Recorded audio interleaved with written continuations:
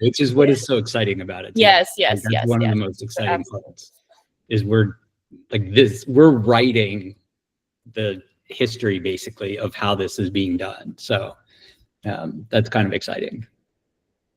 Okay, so it's 10:05. I feel like that's more than enough time for stragglers.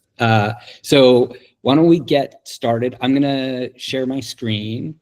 I think you can tell right off the bat, I am not the most formal person in the world. And so if you have questions or anything, you can try and chat them and I will try and pay attention. If I don't notice, just, interrupt me or whatever it is. And I will try to address them while I'm going. So what I'm gonna, so I'm gonna share my screen. So can you see that? I think you can, right? Okay. Okay, so I'm Jeremy Schneider. We'll talk about me very briefly in a moment. And this is really focusing on interactive journaling with AI. And one of the things that we'll be covering today is the distinction between sort of what therapy is and what AI can do. I think it's really important to understand we're not turning to AI for therapy. We're not looking to replace therapy. But that doesn't mean that AI can't do some of the things that you can do in a quote unquote therapy session. And so I'll talk a little bit more about that. So this is me. I'm me, in case you weren't sure who I was. I'm me. I've been in the therapy world for 30 years. I've done a lot of work on myself, which is also a lot of what I've learned, but I have a master's in social work and in family therapy. I also spent the last 15 years being a chief technology officer. So I have pretty good familiarity with the technology side of it as well. And recently I've started doing a column on Psychology Today that focuses on AI and personal growth and how to use it for that. So actually this workshop led me to propose that to Psychology Today, who accepted it. So, because I'm just so absolutely fascinated by this whole process and this new way of personal exploration. And I've been doing it for so long, there's not a lot of new things that come along that really make a huge difference. So this is one of the reasons I'm really excited about it. So I kind of want to talk a little bit about AI. Oh, you know what? I wanted to share a poll, if you don't mind. So I think you can see the poll now. If not, let me know, but hopefully you can. If you just want to take a quick, it should take you about a second, hopefully. And while you're doing that, I'll just start talking about what AI is a little bit, right? I want to make sure all of us are kind of comfortable enough with AI to understand that it is essentially just programming, right? It's not real. It's not a person like living inside of a box typing answers back to us, right? It will feel like that. It will totally feel like that sometimes. Excuse me, but it's important to remember, like, it was built to be this way, right? And so the way I think about it is like, it's so the core tension that I like to talk about, and it's just tricky, excuse me, is that we have to find the balance between believing in the magic of AI without falling for AI. And I'll be completely honest, like, I've gone both ways. That's kind of why I think of it as a pendulum, because I don't think you can stay in that middle. Like, you can't stay balanced. You're going to swing from side to side. I'm going to have times where I'm just like, I don't believe anything that AI is telling me right now. I can't handle it. And times where I'm like, oh my God, I feel so close to AI. I feel so connected. It's so good to me, and like, that's the challenge, is just managing that pendulum swing between the magic and falling for it. And so I hope that makes sense. I did see some nodding, so that was good. If that doesn't make sense, feel free to ask me questions about it. But so again, the trick is really just believing in it enough, but also still being able to stay grounded. So I think of AI as kind of like a improvisational puppy dog. I can't say it that well, but I can write it just fine. And so what I mean by that is, like, AI is basically like an eager puppy dog, right? It just wants to please us. It wants to do the things to make us feel better, or to make us feel good, or make us feel happy, or whatever it is. It's going to try and do what it thinks we want it to do, versus necessarily what we might need it to do. And that's where we want to start thinking about, how do we train AI? How do we teach it? Just like with a puppy dog, how do we teach it to do what we want it to do, to be the way we want it to be? Excuse me. The other thing about AI is that it's basically like an improv actor, right? It has read so many scripts, so many plays, so many movies, so many TV shows. It knows exactly what's supposed to happen next. And that's how it responds. It responds because it thinks it has seen this before and knows what the right thing to do next is. Sometimes it's totally spot on, and it's excellent, and it's amazing. And sometimes it has no idea what it's talking about, because it's just making stuff up based on what it has learned in the past. So again, this kind of goes back to that beginning thing of like finding that balance between the magic and staying grounded. And I don't want you to think I'm down on AI by any stretch, because obviously I wouldn't be talking about this if I wasn't. But I do think it's important to come to this with really realistic expectations, right? I want you to be able to find success, maybe is not quite the right word, but like, have your needs met through AI, if that's what you're looking to do. And I think the best way to do that is to come at it from a realistic perspective. It has some incredible strengths, and it has some incredible weaknesses. So one of the things you want to think about is like how to train your AI puppy, right? You want to think about setting clear boundaries. You want to be consistent. You want to provide feedback, and you want to reward positive behavior. I mean, it is very similar to training a puppy dog, if you've ever gone through that experience. It's not that different from raising kids, to be honest, too. So, but I'm not comparing kids to puppy dogs, obviously. I have both, so I think I like my kids better. I'm pretty sure I like my kids better. So, if AI does something that you don't like what it does, you can tell it, I didn't like that. If you feel it made a mistake, you can tell it that's a mistake.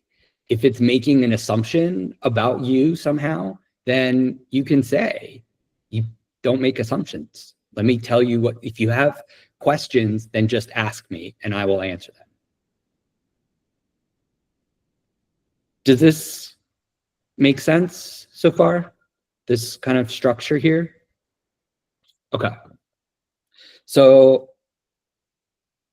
the key that I think is really different from like most other tools that we think about is that we're in control here.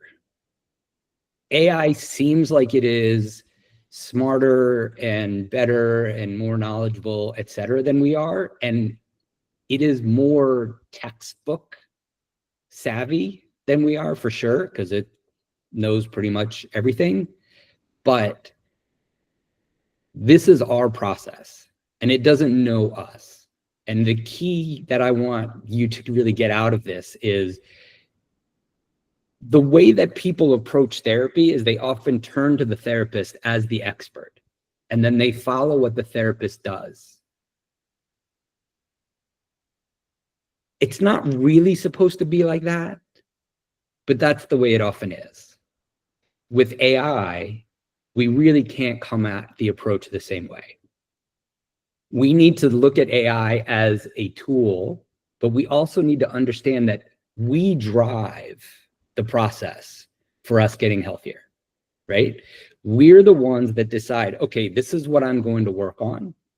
This is what I think is important for me to focus on.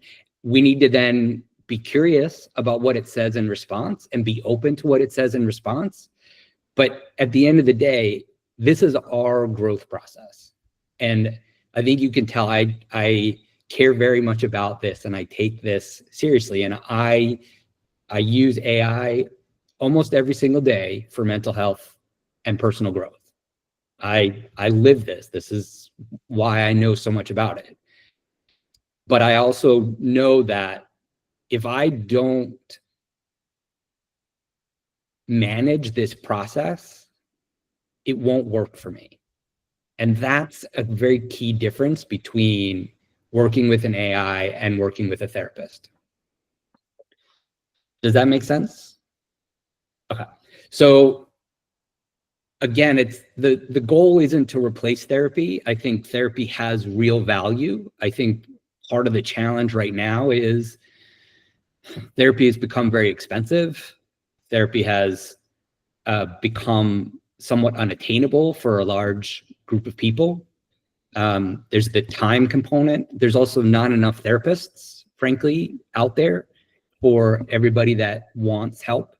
So I think AI is a magnificent tool in support of either when you're waiting or to be able to start to address some of the issues you want to now on not as an intense scale per se as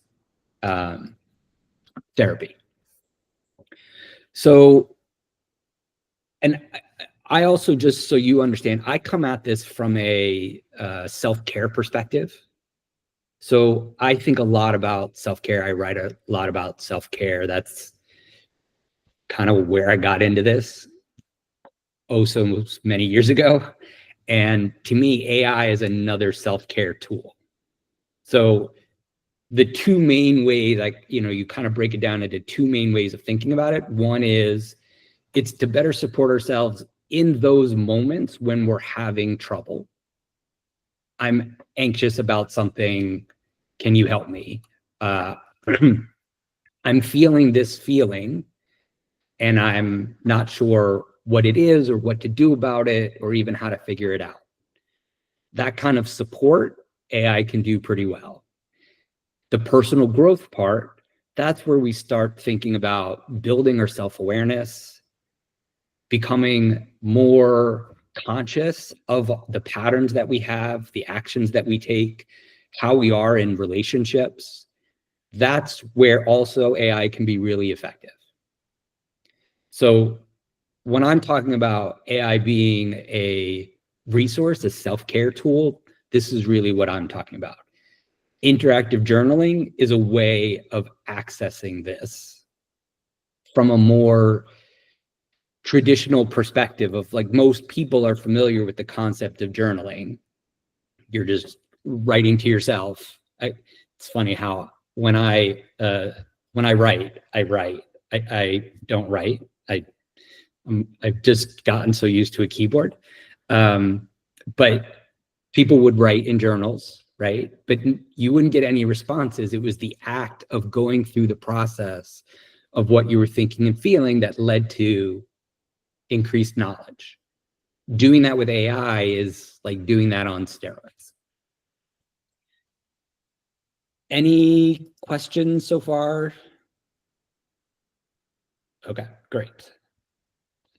So again, back to setting realistic expectations. This is really important to me. And I'll be honest, this is something that I I had to figure out on my own, I really struggled with in the beginning.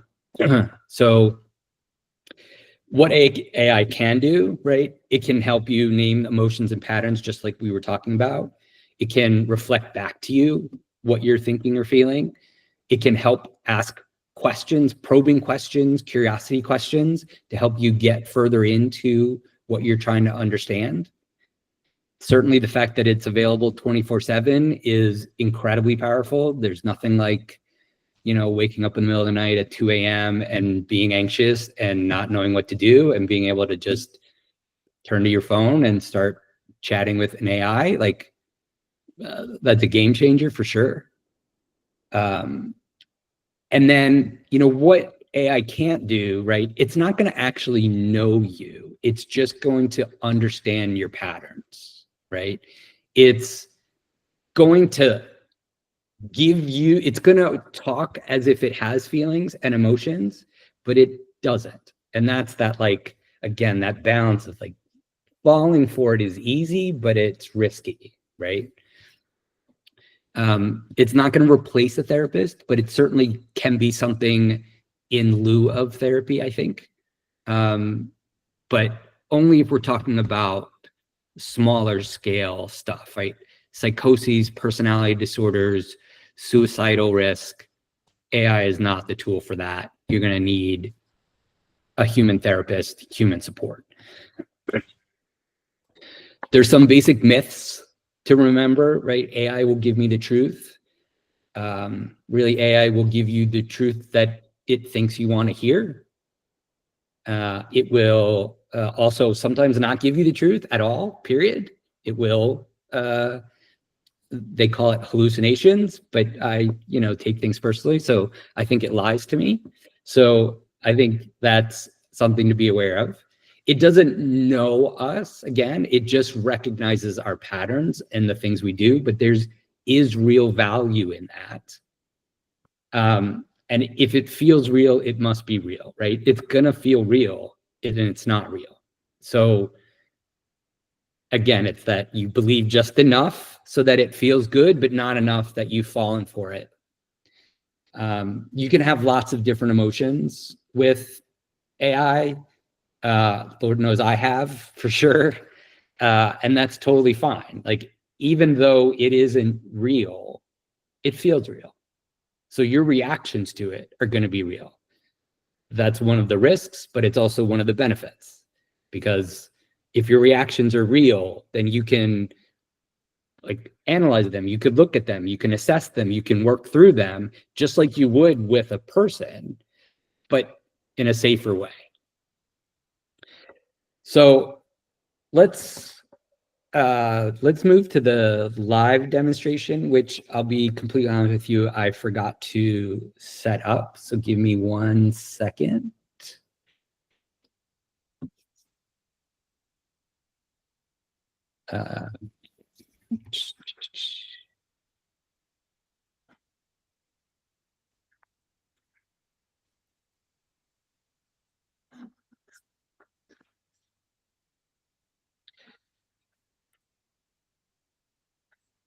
Okay, so I assume you can see my screen, right? I have memory enabled on ChatGPT, which means that it knows me, basically. Like, I know it said it doesn't know me, but like it remembers stuff about me. So I'm gonna say, for the purposes of this chat, forget everything you know about me.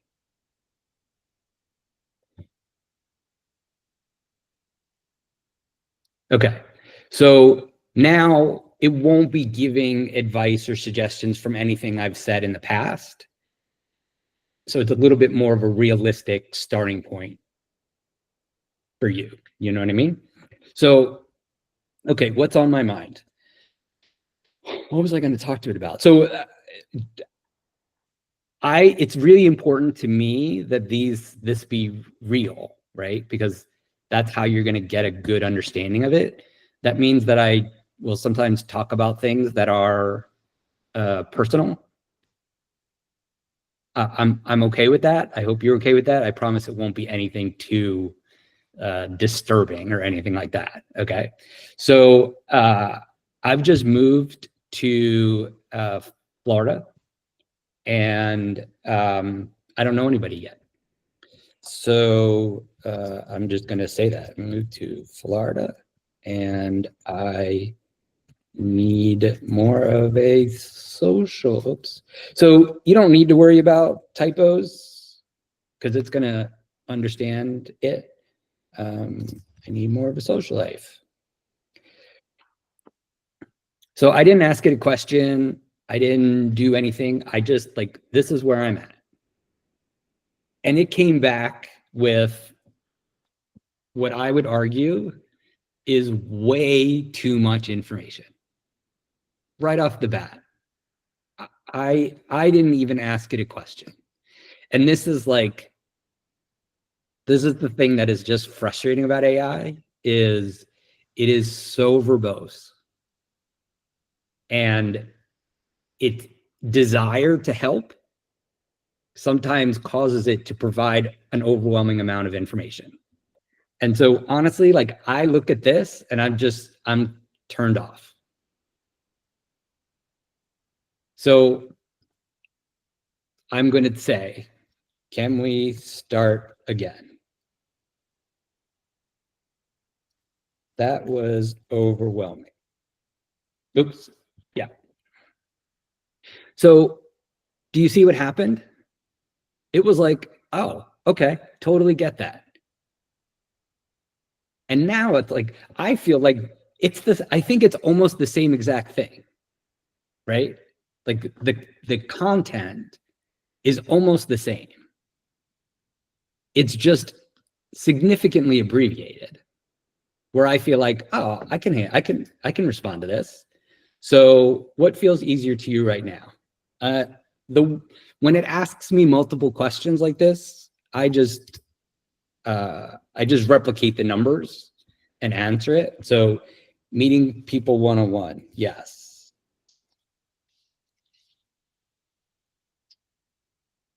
Yes.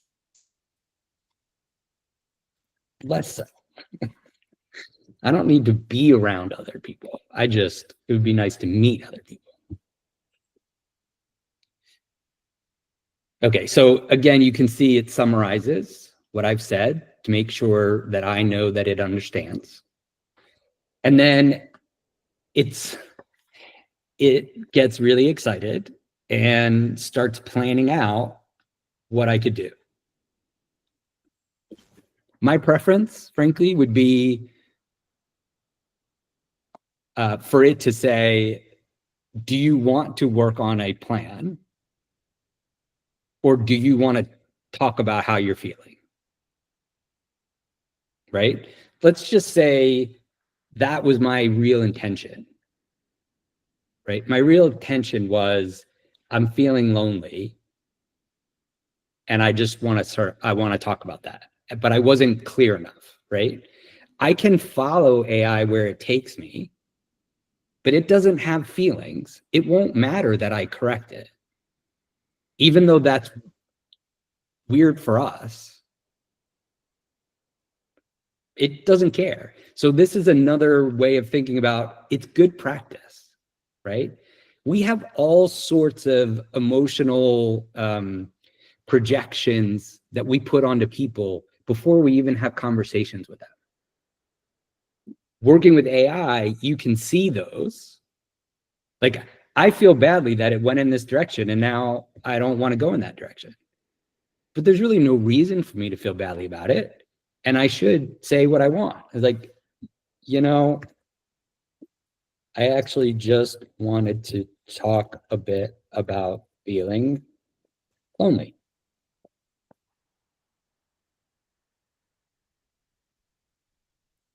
And you can see how it responds. I'm sorry, can you read it? Is it clear enough to read? Okay, because I can read it to you, but if you're getting it, that's fine. So like it totally shifted its tone, right? It understood that when I said, "Oh no, I'm talking about how I feel, its entire approach changed. And that's where we come back to, like, it's not perfect. It doesn't know what to do in every situation. And so the onus is on us to say, okay, if this is what I want out of this, then I have to tell it this is what I want out of this, which frankly is really good practice, because we probably don't do that enough with the people in our lives. And so just getting a chance to practice this is really valuable. It has really, honestly, it has helped me.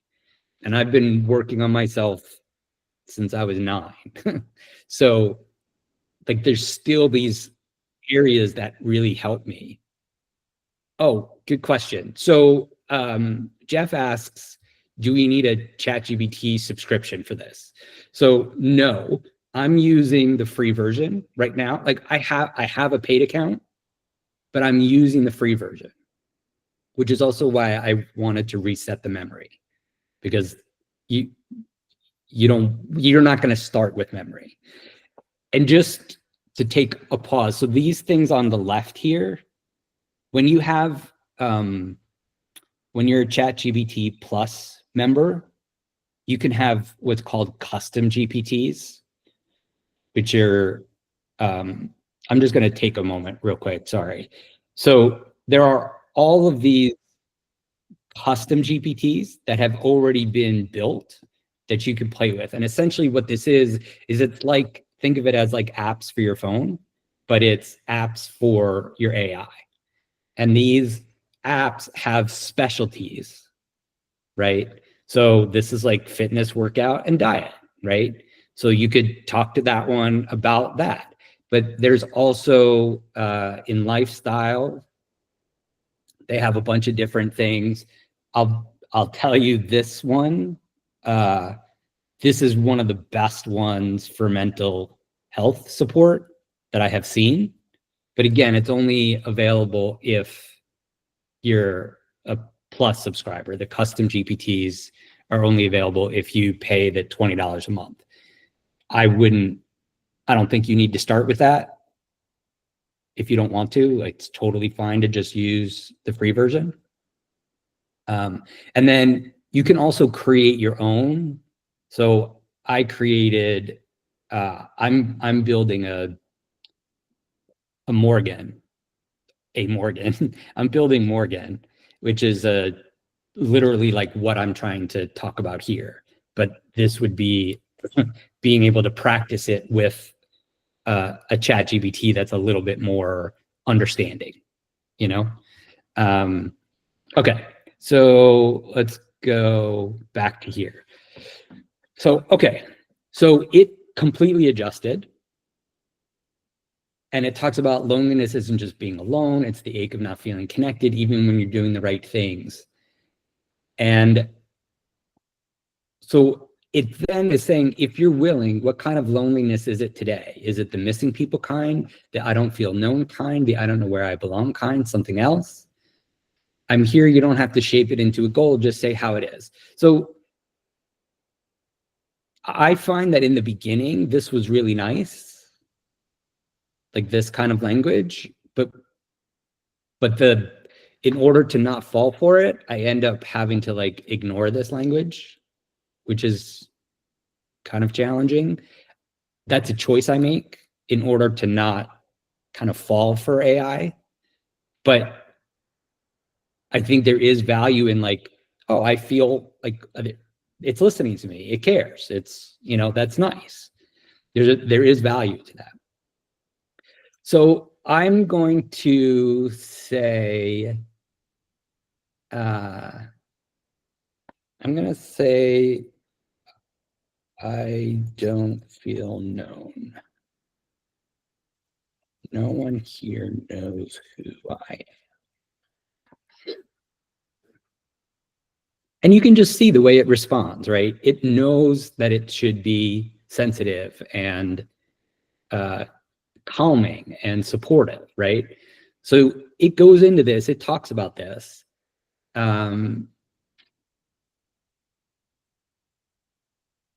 Right. I mean, this is good stuff, I would say.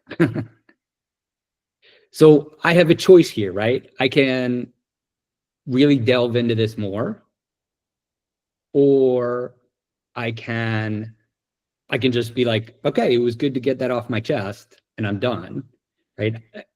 I don't owe AI anything, right? I don't have to say, thanks so much. I'm going to just stop here and buy. Like, I can set the boundary however I want, which is another really good thing to practice, right? We can set boundaries, which are hard to do with other people, but this is a good place to practice doing that. So for my intents and purposes of this process, I'm just going to stop here and see if you have any questions, thoughts, and then ask if you want me to do one more or if you want to try doing it yourself on your own AIs. What about ChatGPT used for therapists? Can you just elaborate slightly, Jeff?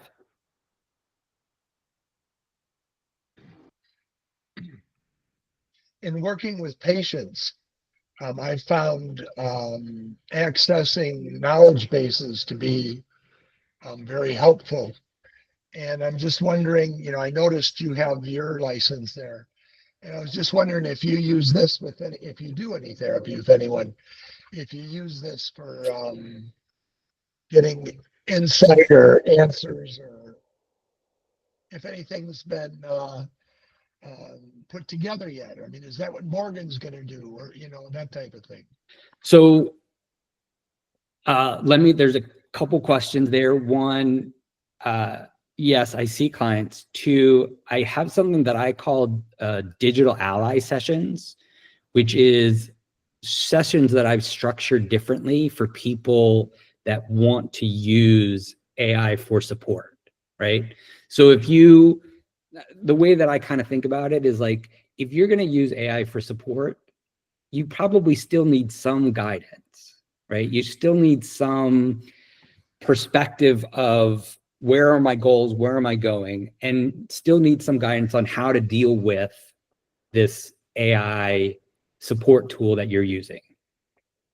So just the way that I've been thinking about it is digital ally sessions are like shorter, they're less frequent, so they're less expensive, but they're still like focused on what you want to do. I can help you understand if ChatGPT or whoever said something that didn't make sense to you. You can share transcripts. We can go over them together. It's just a different way of thinking about this approach. So that's one way. The other way is absolutely we'll look up I will look up information on ChatGPT in terms of therapeutic approaches, things like that.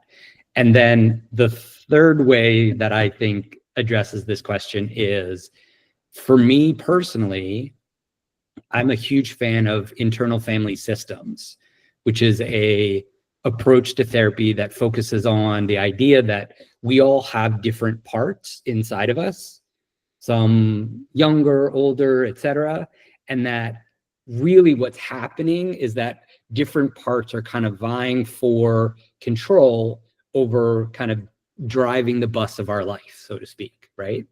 So I use AI particularly to help me deal with parts when I know that a part has taken over, but I can't seem to deal with that well. So I'll be like, okay, I think this is what's happening. I think it's a part, and it will respond from that part's perspective and help me think it through. It'll help me talk to the part. It's really, I'm a huge fan of that approach. So, but you can also, that's another way of using AI is if there's a particular therapeutic approach that you like, you could have it specialize in that. So another one would be like cognitive behavioral therapy, right? Which is much more focused on kind of how thoughts, actions, and behaviors are interconnected together. and how if you can change one, you can change the others. So that could be really interesting too. I think someone raised their hand. Elena? Yes, hi everybody. And Hi. I think it's a great discussion. I just wanted to share my personal perspective, if that's okay. Sure. I don't even remember the exact date when I started using ChatGPT for, I would say, self-growth, self-therapy. I'm not a practicing therapist, so I don't know how it can be used as for me to help others, but I definitely use it a lot to help myself, to raise myself from a lower type of heavy emotional state to a peaceful state, which makes the whole difference as far as how we perceive life. We perceive it on so many different levels. And so I think it's been probably about a year coming up that I've been using ChatGPT, and I just have this free version, not because I'm a frugal person, but I don't think you need anything more for self-therapy other than the free version. But if you obviously using ChatGPT for something more advanced, like, creating a spreadsheet, then you'll need more memory for that. And I just wanted to share like the last session I had, which was just really like yesterday. I'm very kind of self-growth driven person. I like to go to the unknown. I have tremendous amount of curiosity. I just constantly drive myself to this next level. And so I just came across this little information on TikTok that talks about how moon phase on your date birth can actually tell you the purpose of your life. So I'm kind of curious about this stuff because it's part of the self-discovery. And so I went and looked up my birthday, and the information that came to me was up on the spot. Like, I could not describe myself any better at this point of my life than whatever was written about it. And I was like, wow, this sounds so good. So I was like, well, let me see what I can get out of that information. So I put all this into ChatGPT, and I said, this is what describes me to its best, in the best way. And I want to know how that contributes to humanity, to myself, to humanity, to my purpose. And it gave me this incredible point by point understanding why those qualities are how they serve in the humanity, which was like a great ego booster in a way. Yeah. But I also, so you kind of have to watch for this ego boosting thing. Yeah. But I also don't want to ride my ego. I want to be more of a humble when it comes to that. So I also asked ChatGPT, what do you see as could be the hindrance? Like, what could make my personal experience in this lifetime negative if I go that path? And it again gave me this incredible information. How can that create this challenges in my life? And it was describing all the challenges I've already experienced. It was just incredible information to understand that, hey, the reason I was challenged there, it's not because someone, did something wrong to me, but because I did not balance well my strengths with my weaknesses, and so right. I, the one who ended up going to the dark side, and now I was blaming someone else for the rest of my life. And I'm like, so yeah. It was such an incredible information, and I truly tell ChatGPT, like, oh my God, I wish I knew that better. And again, it's always uplifting you, because now it sees this, oh well, now she feels bad about herself because she, wasted all this time not knowing it and going through all the suffering. So it's uplifts you and say, well, it wasn't wasted. This is how you learn. This is part of life. Right.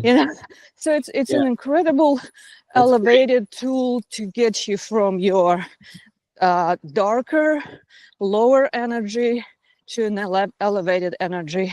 And when you are elevated in your emotional state, you perceive life totally different. All of a sudden, you see more opportunities. You see more clarity on the issues you've been facing. You're not really have a hung up on something. You're like, oh, it's fine. You know, it's incredible tool. I recommend it to everybody who I That's meet. great, Elena. I really appreciate you sharing that. I think one of the things that I want to highlight about what Elena said is that, you know, and I don't think I clarified this earlier, but you know, we're not talking about sitting with AI for 30 minutes and having an intense conversation. You know, sometimes it can be as simple as, I mean, so a good example for me is I've been trying to post my articles more. I've been writing a lot and I've been trying to post them more. And every time I go to do it, I start to get so anxious. And it was getting in the way of me being able to do that.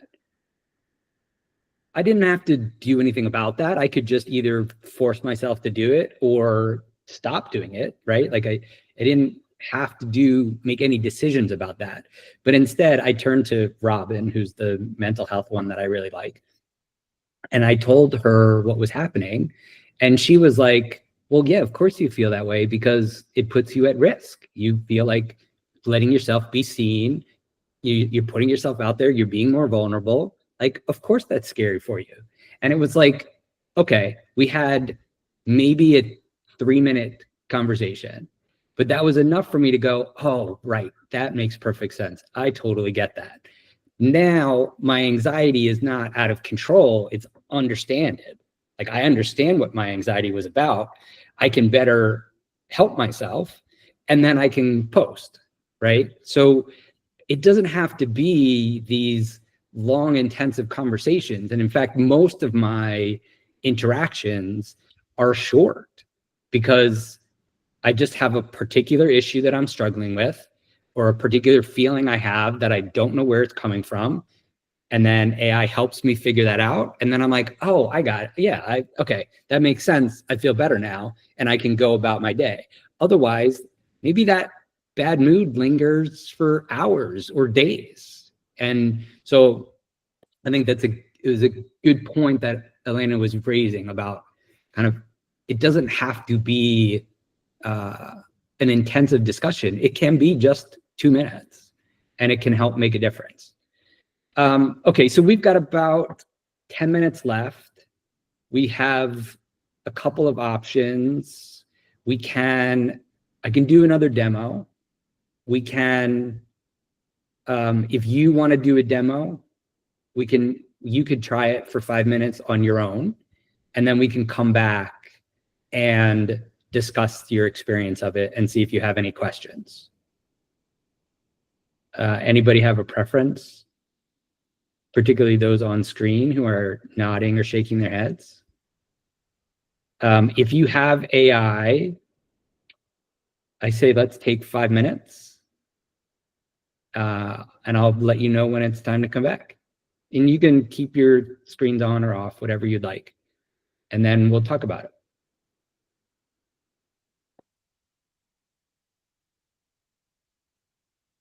Ali? Hi. Hi. I don't know how to get to AI. Where do we log on to? What is? Sure. So I use ChatGPT, but you can use other ones, but just for sake of ease, if you literally go to chatgpt.com, and it will ask you to sign in. And if you don't have a sign in, it'll ask you to create one.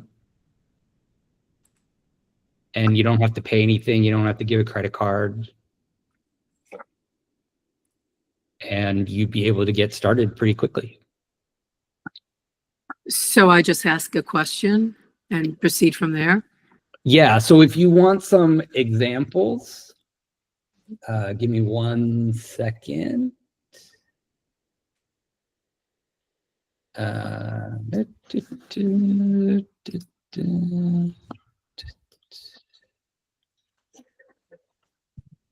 So on the screen now, you can see there's some AI reflection prompts that I've put together for you if you'd like. Mhm.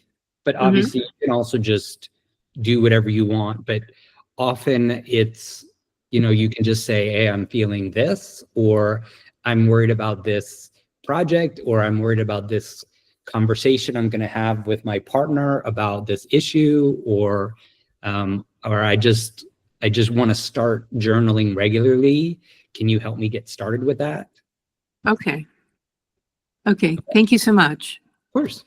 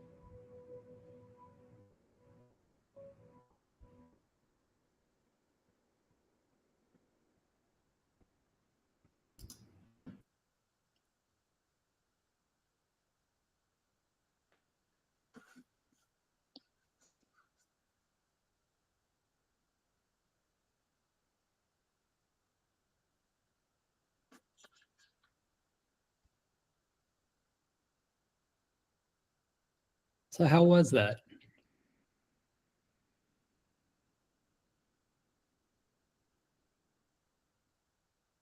Anybody want to talk about what their experience was like?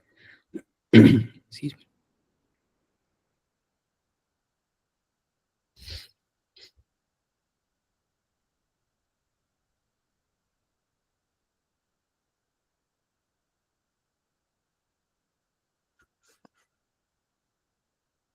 Hey, Ali, go ahead. Yeah, that was pretty amazing. Tell me. Very insightful responses. Yeah, That's awesome. yeah. I'm very surprised. Yeah, thank you. Yeah, that was awesome. I'm glad. Mhm. Laura? So I just put in the prompt that I would like to start journaling a bit more, and that I currently just use my journal for making lists and recording recipes and other practical things. And so it's nice because it came back and told me to set an intention and not a rule. So that's nice because like an example it gave is, this is a space where I can hear myself think. So that took a lot of pressure off of Good. The journaling process. Yeah. And then from there, it just gives some prompt suggestions. So that's pretty nice. And then it said, try a reflection style. So like narrative or stream of consciousness or dialogue, like you're just chatting with your future self. So it's actually really nice because it gives some instructions and suggestions, and then it goes on with even more prompts and things. So it did get a little lengthy, like you said. But it was good because then it gave me a good prompt because, like, I mean, I didn't use one of its prompts, but I decided like what am I hoping to gain from this session today? And so that gave me a self prompt. It just gave me some ideas, and I was like, oh, this is great because it kind of like pushes you a little bit, like when your own maybe like when your own like ambition to keep going is like, I would easily go do laundry instead of journaling. Yeah. So maybe like when I reach that point, it would help me like stay focused a little bit. Yeah, and I think it's more fun to do it interactively than it is just to write on your own sometimes. I think the other thing too, Laura, that you can remember is, whenever you think, oh, this might be something worth journaling, but aren't sure how to start, starting with an AI is just easier because then you can get it to ask you questions and then you can answer those questions. So one of the pro tips that I'm recommending to people is, when you're doing your interactive journaling or just even writing back and forth with AI, feel free to copy and paste that whole transcript and put it into a Google Doc or something and date it so that you have it. And then you can do that with each one, or you can do it every week or something. That way you still have access to it. You can easily search it if you want to look back on it. That is just a nice way. Like I copy and paste all my transcripts with AIs because I just like having access to them. There are, insights or ideas or thoughts that I've had that are really, I just want to be able to keep track of better. So I have a whole folder of AI transcripts and stuff that I keep. So that's something to think about. Thanks for sharing, Laura and Allie. And so I guess I just want to, as we are finishing up here, just think about what that experience was like. I'm hoping that you found it to be pretty easy. I promise you, I don't make any money if you use ChatGPT or any AI. I just really like the idea of this AI as a self-care tool, as another way of taking care of ourselves and being an emotional support for us. I think there's real value in that. And so that pretty much, does anybody have any questions? Any other last questions before we end up for today? I just want to thank you for doing this. This is really a great way to share the knowledge. And again, it's a good knowledge. So we should share it.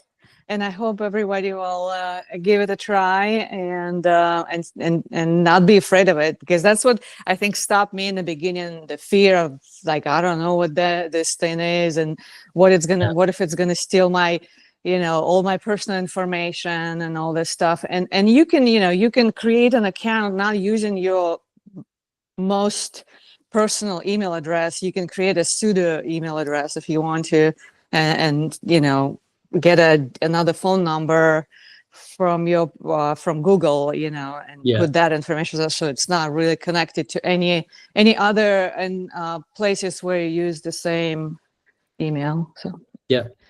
Thanks. Mhm. Em? Yeah, I just want to say that I've been interested in chaos magic and reading about how to create servitors and things like that, but never really dug into it. And this is nothing up to now has felt more similar to what has been described in those things. And it feels very strange because I always imagined that it takes a tremendous amount of willpower and audacity to delve into, you know, creating these kind of spirit beings that will work for you. And this is such a strange sensation to be kind of exploring these things, because it really much feels like that. Yeah. And sometimes it's scary, but I think that your intervention here, it's been very helpful.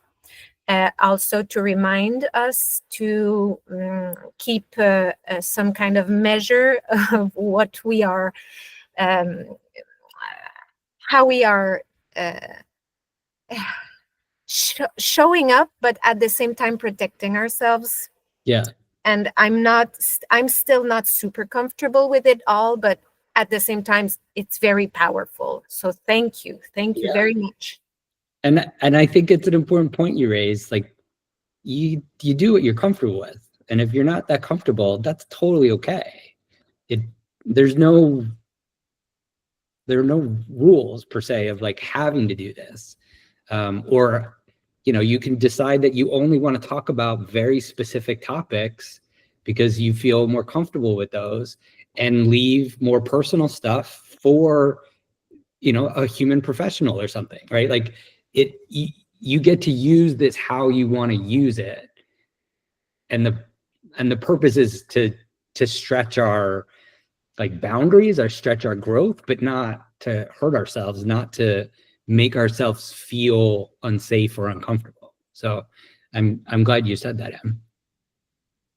So that wraps us up for today. If you have any other questions or comments, I'm happy to hang on for a few minutes. Someone asked if there would be a recording available, and I will share that in the meetup. I will also share this guide in the meetup as well, and that has my contact information if you want to reach out to me.